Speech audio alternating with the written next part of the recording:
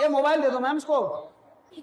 ये देखो ये मोबाइल की वजह से है, ये ना लेटेगा ना कूदेगा ना कुछ करेगा, ये हाल ये देखो मोबाइल की वजह से है। क्या हाल हो गया इस बच्चे का मोबाइल से।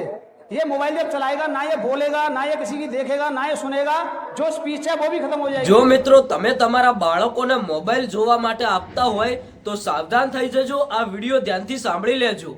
આગળ જે તમે વિડિયોની ક્લિપ જોઈ એમાં ભાઈ બાળકને માનસિક રીતે બીમારી થઈ ગઈ, શેના કારણે કે વધારે ટાઈમ સુધી મોબાઈલ જોવાથી। મિત્રો અત્યારે હાલ કોઈ પણ જગ્યાએ આપણને ભાઈ આપણું બાળક વધારે હેરાન કરતું હોય તો આપણે એને મોબાઈલ જોવા આપી દેતા હોઈએ છીએ, પછી તે બાળક સાઈડમાં બેઠું બેઠું મોબાઈલ જોતું હોય છે, એમાં કઈ મોટી વાત નથી। પણ મિત્રો તમે જે દ્રશ્યો જોયા કે એક બાળકની હાલત મિત્રો એટલી બધી ગંભીર થઈ ગઈ, એના માનસિક રીતે એટલી બધી ભયાનક બીમારી થઈ ગઈ કે ડોક્ટર પણ વિચારમાં પડી ગયા। મિત્રો જે દ્રશ્યો તમે જોયા કે સાઈડમાં ડોક્ટર ઊભા છે, ડોક્ટરથી પણ આ બાળક કંટ્રોલમાં નથી થતું। આ બાળકની માનસિક બીમારી એટલી બધી ખરાબ થઈ ગઈ કે જો તમે આ બાળકના હાથમાંથી મોબાઈલ લઈ લ્યો તો આ બાળક રડવા લાગે, તોફાન કરે, બધું તોડફોડ કરવા લાગે।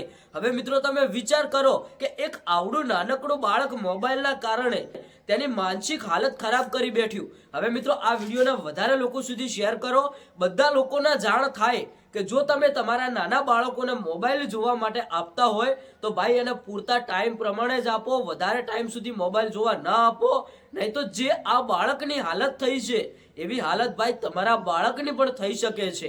આ વિડીયોને એટલા લોકો સુધી શેર કરો કે જેટલા લોકો આ વિડીયો જોવે એટલે ભાઈ એમને કંઈક ને કંઈક જાણવા મળે, કારણ કે આ વિડીયો અત્યારે હાલ જે પણ લોકો જોશે એ કદાચ કાલથી એમના બાળકોને મોબાઈલ જોવા નહીં આપે, અને જો આપશે તો ભાઈ થોડા ટાઈમ પૂરતો જ આપશે, કારણ કે મિત્રો અત્યારે હાલ જે બાળકની હાલત થઈ છે એ ભાઈ ખૂબ જ ખરાબ હાલત થઈ છે, ખૂબ જ માનસિક રીતે બીમાર થયું છે।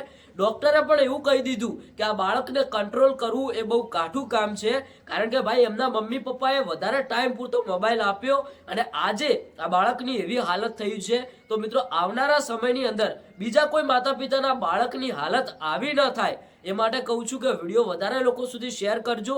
મિત્રો જો તમે વિડીયો શેર કરશો તો તમે એક પુણ્યનું કામ કર્યું કહેવાશે, કારણ કે આમાં ક્યાંક ને ક્યાંક કોઈની મદદ થઈ શકે છે, કારણ કે અત્યારે હાલ જો ઘણા બધા લોકો એમનું બાળક એમને હેરાન કરતું હોય તો મોબાઈલ આપી દેતા હોય છે, પછી ભાઈ બાળક સાઈડમાં ખૂણામાં બેઠું બેઠું મોબાઈલ જોતું હોય, પછી એમને કોઈ પણ જાતની ડિસ્ટર્બ ના કરે, પણ મિત્રો પાછળ જતા આવી ઘટના પણ બની શકે છે જે અત્યારે હાલ આ બાળક સાથે થયું છે। તમારું શું કહેવું છે બે શબ્દો કોમેન્ટની અંદર લખતા જજો।